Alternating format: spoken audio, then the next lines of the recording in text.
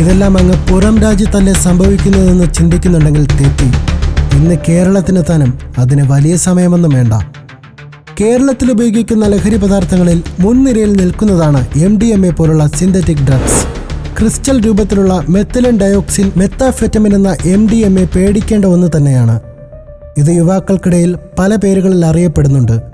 Ice meth, കല്ല്, പൊടി, കൽക്കണ്ടം, ക്രിസ്റ്റൽ മെത്ത്, ഷാബു, ഗ്ലാസ്, ബ്ലൂ, സ്പീഡ് തുടങ്ങിയ പേരുകളിലാണ് അറിയപ്പെടുന്നത്. എന്താണ് ഇതിലെ വസ്തുത? അപൂർവമായി മാത്രം ലഭിക്കുന്ന ഈ മയക്കുമരുന്നിന് ഇന്ത്യൻ വിപണിയിൽ ലക്ഷങ്ങളാണ് മതിപ്പ് വില. രാജ്യാന്തര വിപണിയിൽ കോടികളും. നിശാ പാർട്ടികളിലാണ് യുവാക്കൾ ഇത് കൂടുതലായി ഉപയോഗിക്കുന്നത്.